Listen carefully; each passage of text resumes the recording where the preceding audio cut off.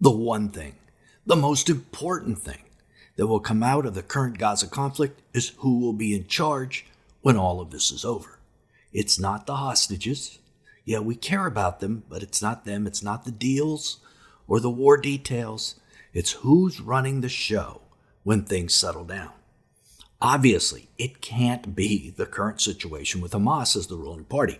Someone else has to end up being in charge. And there was a bombshell announcement this week that ruins everything that the world has had planned. The world has 6 possible choices for who will end up in charge. But you know what? Not one of these choices are going to work out. And the choice that the Bible gives us will turn out to be what happens. Imagine that. The pages of Scripture give us the answer. And if you watch this entire video, you will know what that choice is. Now, this is Bible teacher Nelson Walters, and this is the important short-term question we need to answer because the Gaza-Israeli war is a very important next step in the unfolding of Bible prophecy. And who ends up in charge in Gaza will show us which way that unfolding of Bible prophecy is going to go. From the world's perspective, they realize there will never be peace if Hamas is left in charge because they will look at the result of this war if they're still in charge and see they survived, which means they're just going to do this all over again, attacking Israel with another war and then another, and you get the idea. And from the world's perspective, they want someone, frankly, anyone, to take over Gaza and keep the peace when this is over. You see, this is because of who the people who live on the Gaza Strip are and what they have done historically. Hamas is the duly elected party ruling Gaza. They represent the people's dreams and aspirations. What are those?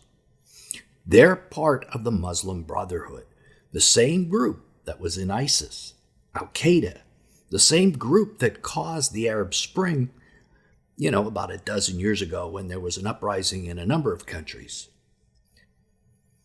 Hamas simply doesn't favor a 2-state solution to the Israel nationhood problem. They want a 1-state solution. Them and no Israel. And frankly, no Palestinian Authority either. You see, there are actually 2 groups of Palestinians. You might not know this, but when you finish this video, you're going to understand that completely, and your eyes will open to what's going to happen in the Middle East. So, Hamas is one, Palestinian Authority in the West Bank is the other. And they don't like each other because each one wants to be in charge. And Hamas believes the way to achieve this is through violence, violent actions and war. It's a religious issue to them. They view the land of Israel as Allah's land, and the Israelis as occupiers of Allah's land, not their land. They're God's land. And the fact that the Israelis are there says that Allah must be too weak to retake it. So they're fighting for their God. This isn't something that you're ever going to change. It's an ideology. It's built right into them in their DNA. This explains why the Palestinian Authority just dropped a massive bombshell about Gaza. If you don't know what that bombshell was, you're not watching the right news channels because it's so obvious what this means for the region and who the next ruler of Gaza will be. And for a lot of the research on this video, we need to give a shout out to Stephen Welp and fellow YouTuber Tom Nash, who has a secular channel that really gets in depth about a lot of issues like this. And Tom showed me what the bombshell was and what it meant. And hopefully we can repay him by showing him what the Bible says about this and fill in the missing pieces that he doesn't have just yet. And that's probably why you're watching this channel as well, because we give you information that other channels just don't provide. And although the news and governments are outwardly concerned with the details about the war, hostage crisis, and the various deals, in the back of all their minds is the end game. Who will rule Gaza and keep the peace there when all this is over? It is the major issue, and the major issue in how Bible prophecy will progress toward the coming of the Antichrist. Then shortly after that, to the return of our Lord Jesus. Now, the obvious candidates for someone to keep the peace are the nations who have already ruled Gaza in the past. Let me give you the 30-second version. In the 16th century, Gaza was incorporated into the Ottoman Empire. Those were Turks who ruled all of the Middle East. And they ruled it for more than 400 years. At the end of World War I, it fell into British forces' hands and became part of the British Mandate of Palestine. And during all this time, there was no real problem in the region. Only after the creation of the State of Israel did the problems really begin. The day after Israel was created, the 1948 Arab-Israeli War broke out for the reasons we talked about before. It was Allah's land. After the war, Egypt administered the newly formed Gaza Strip. It was captured by Israel in the Six-Day War and turned over to Jordan, but then given back to Israel in 1988. So Israel was controlling it then. But starting in 1994, Israel had had enough of Gaza, and they transferred the security and civilian responsibilities for Gaza and the West Bank to the Palestinian Authority. Then in 2005, Israel withdrew completely from the Strip, and the Palestinian Authority took over. But when the first election took place, Hamas won, kicked the Palestinian Authority out, and has ruled Gaza ever since. Crazy how many times that little strip of land has changed hands, hasn't it? But there's a reason. So, the most likely candidates, Egypt, Jordan, Israel, and Palestinian Authority, were the ones that ruled it before, but none of them want it. Not one of them want it. That's why it's been changing hands so much. The only entity that really wants it is Hamas, and as we know, the entire world doesn't want Hamas there. They really, really want the Palestinian Authority. But here's the shocker, the bombshell. Palestinian Authority don't want it. And we're going to tell you why. The U.S. State Department, of course, has always seen the Palestinian Authority as the most natural candidate to come in and rule Gaza because they're less violent, less aggressive, more reasonable, more like a Western nation, the U.S. has thought. In fact, this is what the whole two-state solution is all about. The mainstream media presents this as something that will happen, like it's a fact. That was, of course, until the Palestinian Authority dropped the bombshell. In their statement this week, they said, look, we're willing to take Gaza under only one condition. And that condition, of course, turns out to be an impossible demand, one that will never be accepted.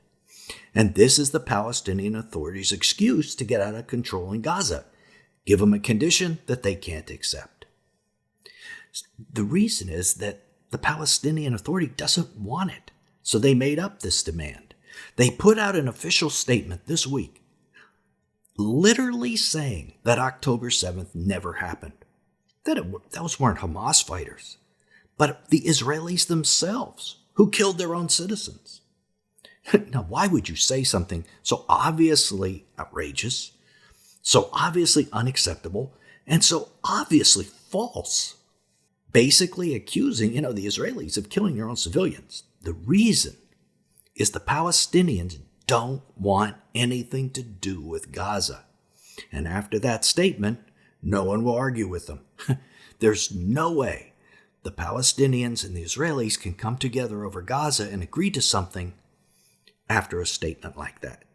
You see, when the Palestinian Authority had Gaza back in 2005, in the run-up to that first and only Gaza election, Hamas operatives assassinated the Palestinian Authority officials who were running and attacked civilians who supported them. It was like Hamas couldn't lose with the way they handled that.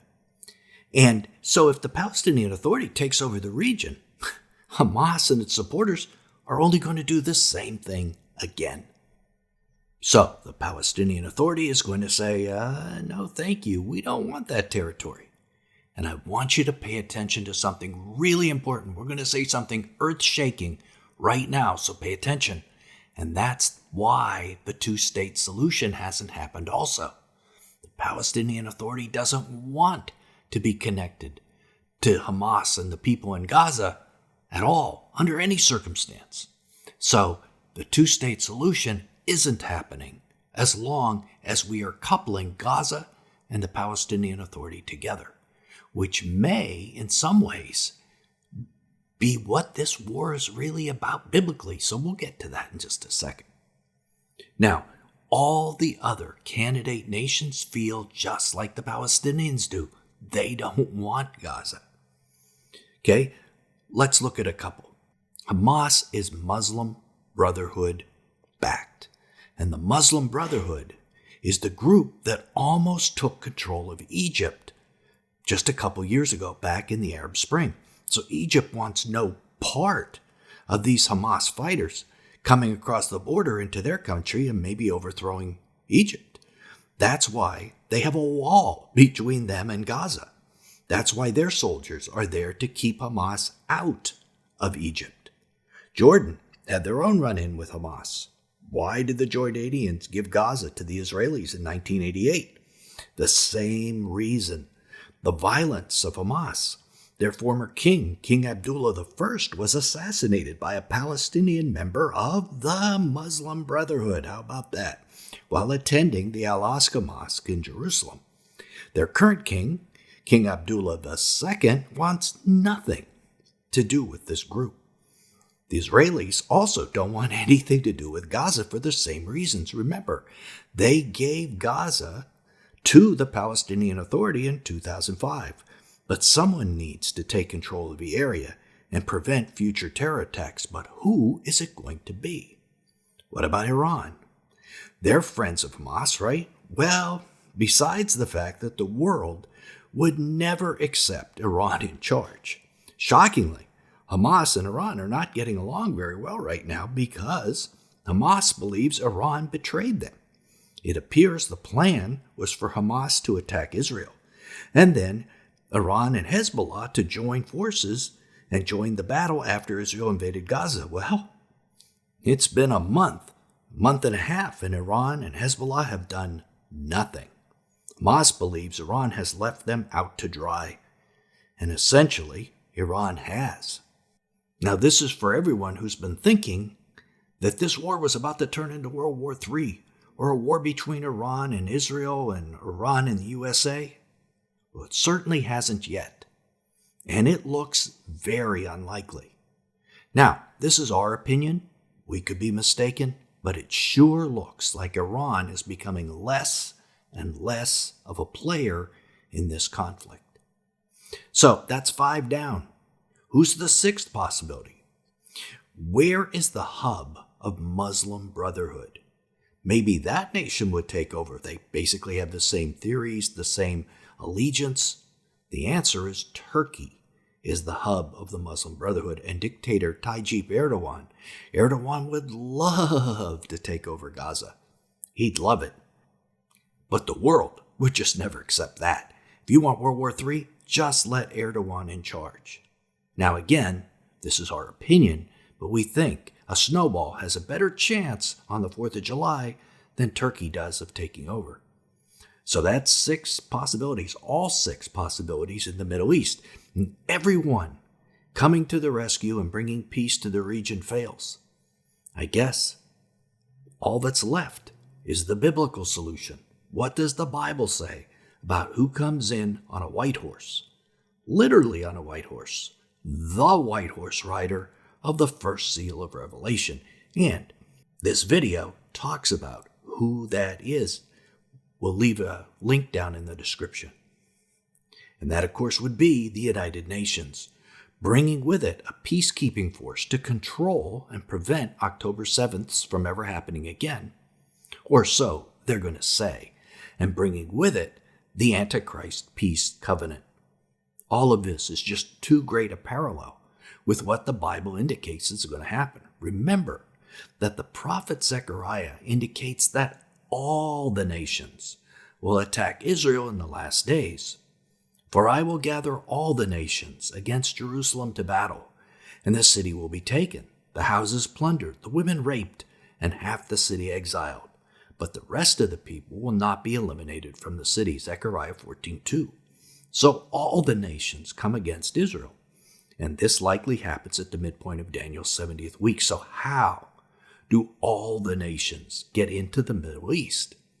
That's $1 million question. The answer to me is in the midst of a UN peacekeeping force. That places all the nations in Gaza, right next to the border of Israel. And as we theorized in a previous video, they could even be in Israel, keeping the peace there as well. Now we also know that Damascus, the city of Damascus, according to the Bible, is eliminated as being a city in the end times.